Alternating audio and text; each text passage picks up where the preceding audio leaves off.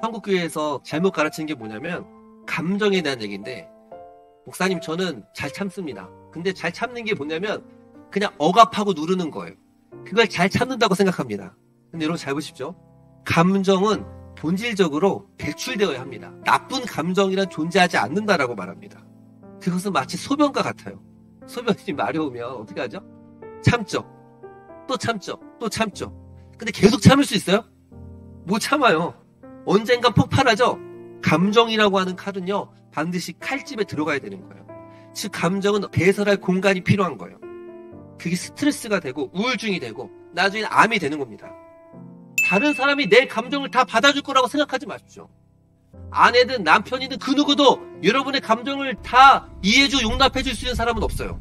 아무리 아내, 남편, 부모라고 할지라도 내 감정은 세상에도 유일한 나의 감정인 거예요.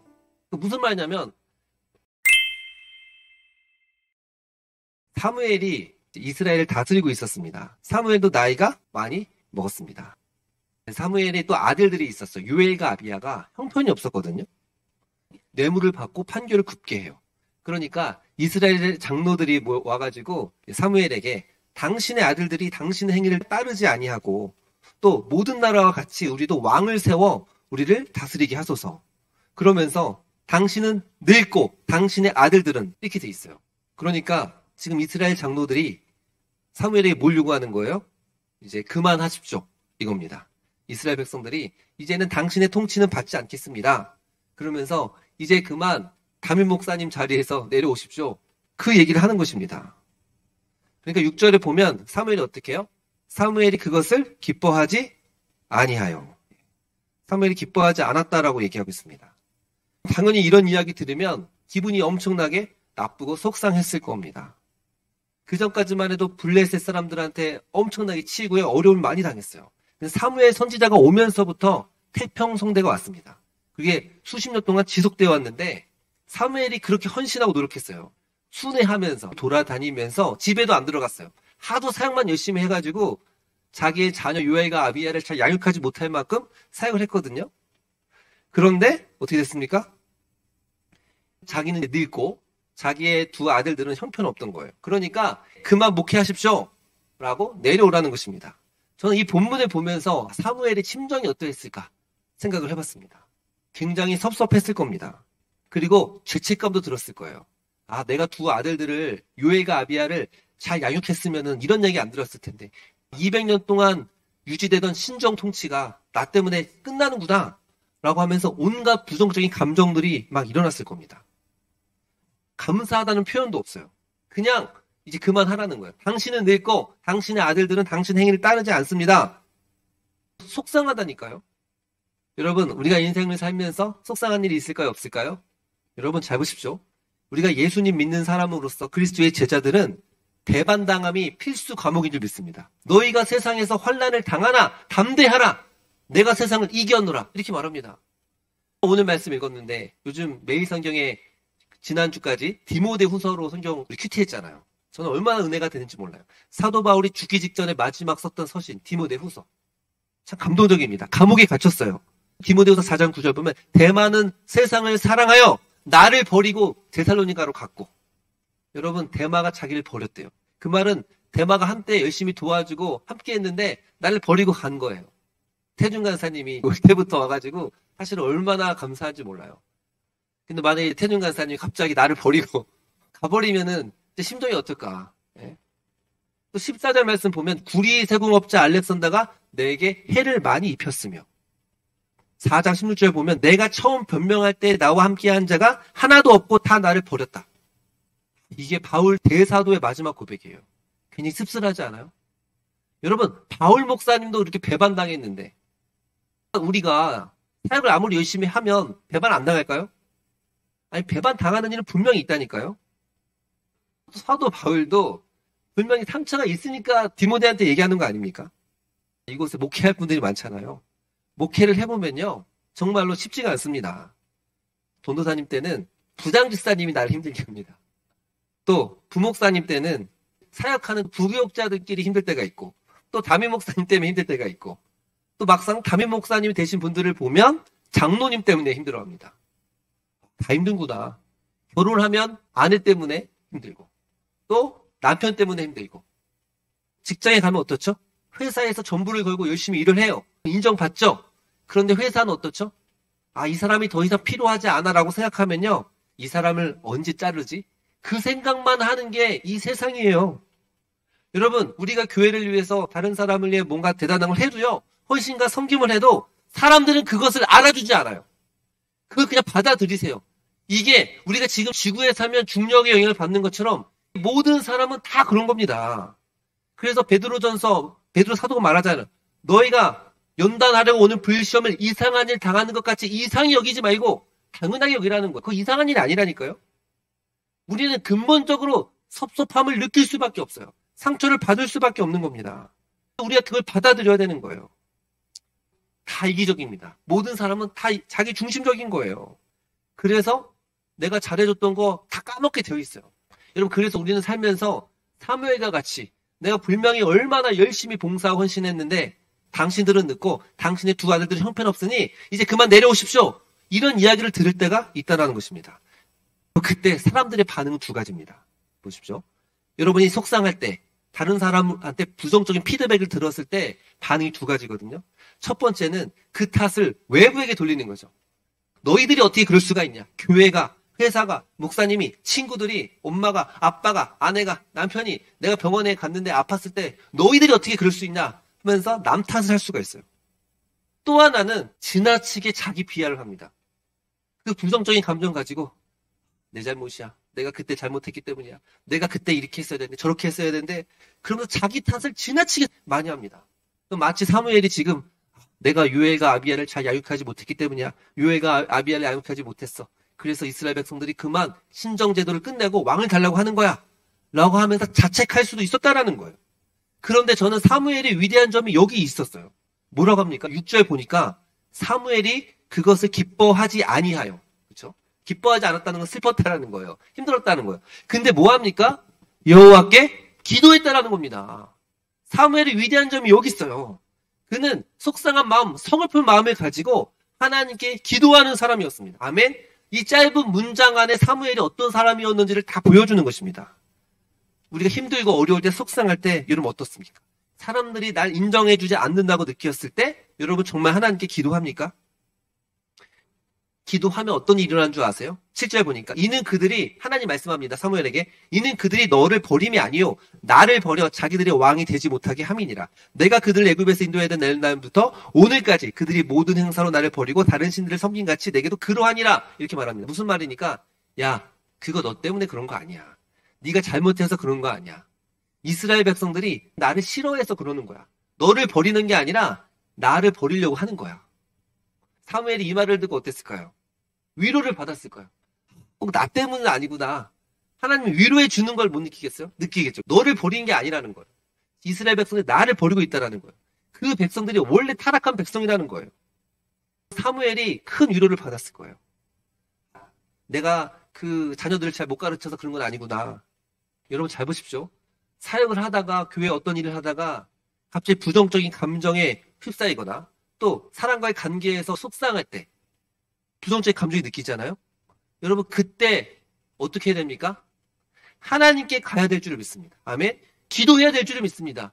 이것이 여러분의 습관이 되냐 되지 않느냐가 중요한 거예요. 그게 되면요 사무엘이 되는 거고 그게 되지 않으면 버림받은 사울왕이 되는 겁니다. 사울은요 부정적인 감정을 느꼈을 때 기도하지를 않잖아요. 엔돌 무당한테 찾아갑니다. 우리 한국교회에서 잘못 가르치는 게 뭐냐면 감정에 대한 얘기인데 목사님 저는 잘 참습니다. 근데 잘 참는 게 뭐냐면 그리스도 안에서 잘 참는 게 아니라 그냥 억압하고 누르는 거예요. 그걸 잘 참는다고 생각합니다. 근데 여러분 잘 보십시오. 감정은 본질적으로 배출되어야 합니다. 무슨 말입니까? 심리학에서 공부를 해보면 나쁜 감정이란 존재하지 않는다라고 말합니다. 근데 그게 맞는 말이에요. 무슨 말이냐면 일단 내 안에서 일어난 1차 감정은 내 안에 일어났어요. 이게 부정적이든 이 나쁜 생각이든 어쨌든 내 안에 일어난 거잖아요. 그것은 마치 소변과 같아요. 여러분 소변이 마려우면 어떻게 하죠? 참죠. 또 참죠. 또 참죠. 근데 계속 참을 수 있어요? 못 참아요. 언젠간 폭발하죠? 여러분 잘 보십시오. 이런 사람들 있죠. 평상시에 굉장히 착해. 근데 저는 참다가 한번 화나면 무서운 사람이에요. 그 사람이 제일 미성숙한 사람이에요. 이거를 참다가 폭발하잖아요? 그러면요, 상대방에게 더 힘들게 하는 것입니다. 더 상황을 악화시키는 거죠. 부정적인 감정이 발생했을 때 그것을 억지로 참고 누르는 게 정답이 아닙니다. 여러분의 감정, 부정적인 감정들은요, 심리학에서 말하는 게 뭐냐면 그것을 승화시키거나 밖으로 정상적으로 배출하지 않으면요, 마음속에 쓴뿌리가 됩니다. 우울해집니다, 갑자기. 우울해져요. 여러분 잘 보십시오. 감정이라고 하는 칼은요, 반드시 칼집에 들어가야 되는 거예요. 즉, 감정은 어디론가 배설할 공간이 필요한 거예요. 그렇지 않으면 어떻게 돼요? 폭발한다니까요. 또는 그게 스트레스가 되고 우울증이 되고 나중에 암이 되는 겁니다. 여러분, 그래서 사람들은 어떻겠죠?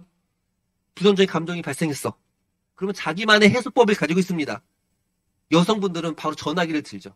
아, 내가 이렇게 했는데 회사에서 진짜 싸가지 없지 않냐? 하면서 막 한바탕 수다를 떨어요. 그럼 기분이 순간 좋아진 것처럼 느끼죠. 남자들은 뭐 하죠? 야, 어제 포차 마담으로 술 한잔 하는 거예요. 술 한잔 먹으면서 그 분위기에서 이렇게 푸는 거죠. 근데 여러분 잘 보십시오. 그렇다고 해서 여러분의 근원적인 감정이 해결됩니까? 안 됩니다. 그건 정확하게 직시하십시오.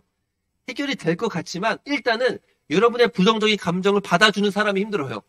그렇죠? 힘듭니다. 여러분 잘 보십시오. 시편 51편 22절 보니까 내 짐을 여호와께 맡기라. 그가 너를 붙드시고 의인의 요동함을 허락하지 않으리라 말씀합니다. 내 짐을 여호와께 맡기라는 거예요.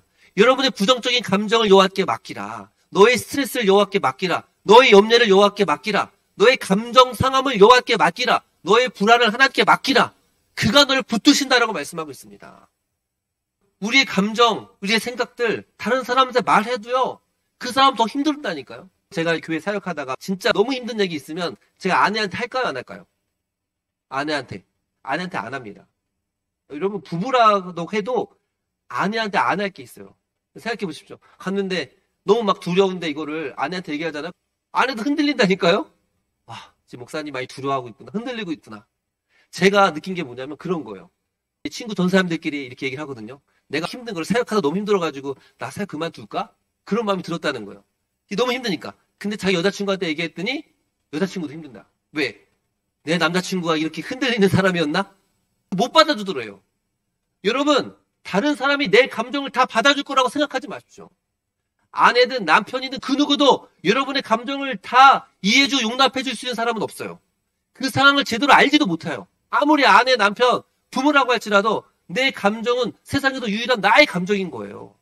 무슨 말이냐면 그것을 누구한테 이야기해야 된다? 하나님께 가져가야 돼요. 아멘? 그리고 하나님께 1차로 가져가서 그 감정이 어느 정도 해소되면 아내한테, 동역자들한테 말할 수 있어요. 여러분 보십시오. 다윗은 어떻게 합니까? 나는 가난하고 궁핍하여 나의 중심이 상하니이다. 나는 석양 그림자같이 지나가고 또 메뚜기같이 불려가오며.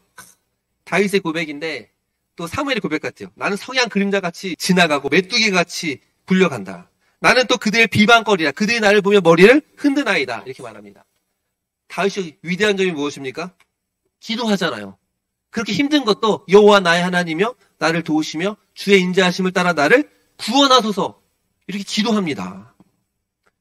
다 힘듭니다, 진짜. 제가 처음 전도사 되고 나서 얼마나 힘들었는지 몰라요. 처음 사역하는데 제대로 알려주는 사람도 없고 도와주는 사람도 없고 교사들은 얼마나 사나운지 일이 떼어 같아요. 교사들이 제일 무서워요. 권사님들, 집사님들 나이도 저보다 다 20년, 30년 많으시고 또 오랫동안 계셨고 저는 처음으로 사역을 하는데 근데 제가 그때마다 한 거는 누구한테 말해도 어렵고 토요일 밤마다 얼마나 하나님께 기도하면서 매달렸는지 몰라요. 누가 해결해 줄 수가 없어요. 호세아 지금 큐티 말씀이잖아요. 2장 19절 20절 말씀 보면 내가 내게 장가들어 영원히 살되 공의와 정의와 그 은총과 긍휼이 여금으로 내가 장가들며 진실함으로 내가 장가들리 네가 여호와를 알리라. 아멘. 여러분 얼마나 이 말씀을 묵상하는데 가슴이 떨리는지 몰라요. 하나님이 우리에게 내가 장가드는데 영원히 산대요. 그리고 정의와 은총과 긍휼이 여김으로 내가 영원히 너와 함께 하겠다는 거예요. 저와 여러분에게는 진짜 우리의 신랑이 있습니다. 누구의 바로? 우리 예수 그리스도이십니다. 여러분 보통 아내나 부부관계에서도 여자친구 남자친구에도 깊은 거 아니더라도 사소하고 힘든 거 얘기하잖아요. 그렇죠? 마찬가지예요. 하나님이 우리의 남편이시고 우리의 그 모든 감정들을 누구한테 이야기되는 거예요? 하나님께 이야기될 줄을 믿습니다. 아멘. 너는 그의 앞에 너의 감정을 토하라고 말씀하고 있어요. 토하라. 그대로 다 쏟아 놓으라는 것입니다. 아까 바울 말씀 읽었는데요. 디모데후서 4장도 내가 굉장히 좋아하는데, 바울이 그렇게 배반당하고 알렉산더, 후메네오, 그 다음에 세상을 사랑해서 갔던 데마, 얼마나 많이 배반당했어요. 16절에 보니까 내가 처음 변명할 때 나와 함께한 자 하나도 없고 다 나를 버렸으나, 여기서 중요해요. 나는 그들에게 허물을 돌리지 않기를 원하노라. 아멘. 그들이 나를 그렇게 상처 주고 어렵게 했는데 나는 그들에게 허물을 돌리지 않기를 원한대요. 여기서 중요한 겁니다. 부정적인 감정을 받았으면 이거를 승화시키지 못하면 내가 받았다가 쓴뿌리가 되고 다시 상대를 향해 원수 갚음 돌려주고 싶은 겁니다. 여러분, 속상합니다. 그러면 속상함이 뭐로 가는 줄 아세요?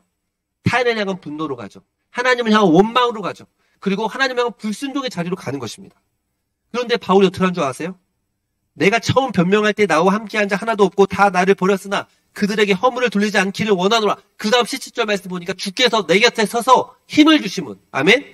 와, 바울은요, 생각해 보십시오. 얼마나 대적자들이 많았는지 몰라요. 바울을 죽이려고 금식했던 사람들이 데살로니 갔다가 베레아 가면 또 쫓아오고 또 죽이려고 그러고 계속 쫓아오거든요. 그런데 바울이 어떻게 사역할 수 있었을까? 이 말씀이 있어요. 17절. 주께서 내 곁에 서서 나에게 힘을 주심은. 아멘? 바울은 자기를 배반하고 해를 가하고 모험하는 수많은 사람들 만날 때마다 그때 하나님께 기도했던 거예요. 여러분, 그렇지 않으면요, 계속 나를 버리고 갔어. 데마, 알렉산더, 후메네오. 그런 사람들만 계속 묵상하고 생각하며 잠 못 이루고 분노의 칼을 갈았겠죠. 주님께서 이걸 경험해야 된다니까요. 주께서 내 곁에서 내게 힘을 주시는 하나님을 경험해야 될 줄을 믿습니다. 아멘? 여러분, 기도하잖아요. 기도하면요, 어떤 일이 일어나는 줄 아세요? 기도하게 되면 내 부정적인 감정의 본질 자체가 뒤죽박죽이에요. 생각이 정리정돈이 안 돼 있고 온갖 부정적인 생각들이 마치 미친 개처럼 내 마음을 빡 돌아다녀요. 그러니까 부정적인 감정들이 막 일어나면서 하나님을 향한 원망까지 일어난다니까요.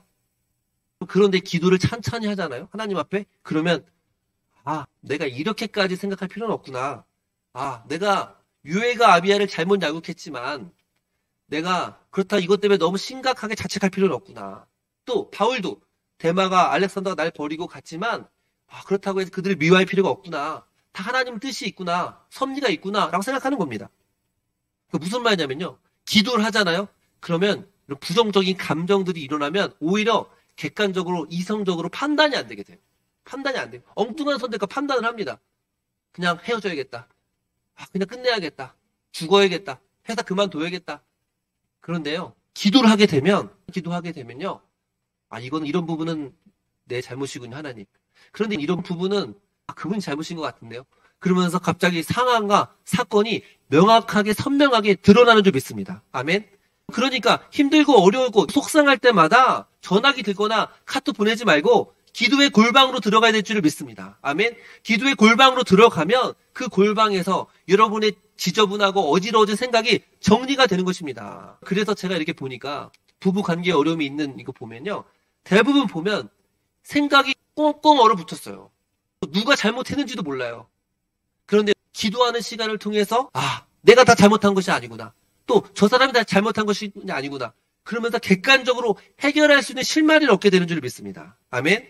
여러분, 그 지혜가 생기는 거예요. 지혜가. 정말 그래요. 솔로몬에게 두 여인이 찾아와서 이 아들이 누구의 아들입니까? 했을 때 솔로몬은 지혜롭게 판단하죠. 여러분, 기도하잖아요. 그러면요, 어떤 어려운 상황에서도요, 지혜롭게 판단할 수 있는 힘과 능력을 주실 줄을 믿습니다. 아멘. 그래서 중요한 선택을 앞두고 뭐 해야 될까요? 기도해야 될 줄을 믿습니다.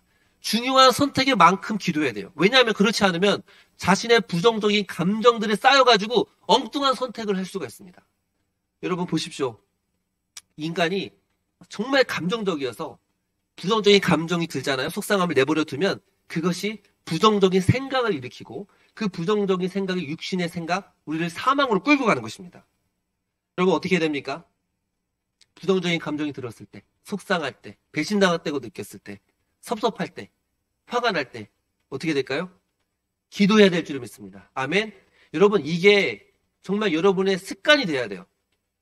제가 군대를 갔더니 제가 느낀 게 있어요. 군대 가면요. 담배를 안 피던 사람도 담배를 피더라고요. 왜 그런 줄 아세요? 뭐 여러 가지가 있겠지만 일단 인생이 참잡해요. 이등병 때 아무것도 보이지 않는 깜깜한 이걸 생각할 때마다 담배를 피면서 부정적인 감정에서 벗어나려고 하는 거다. 근데 여러분 잠시예요. 담배를 딱 피면 순간 띵 하면서 니코틴이 들어오면서 멍하면서 부정적인 감정에서 벗어났다고 느낄 뿐이에요. 다시 시간 지나면 또 부정적인 감정과 생각들이 막 일어납니다. 여러분 이게 습관이 되면요. 계속 부정적인 감정이 들면 담배를 피는 사람. 부정적인 감정이 일어나면 술을 먹게 되죠. 근데 우리는 성령의 거룩한 습관을 들여서 부정적인 감정이 발생하면 바로 기도하면 돼요. 아멘? 저는 그런 습관이 있어요.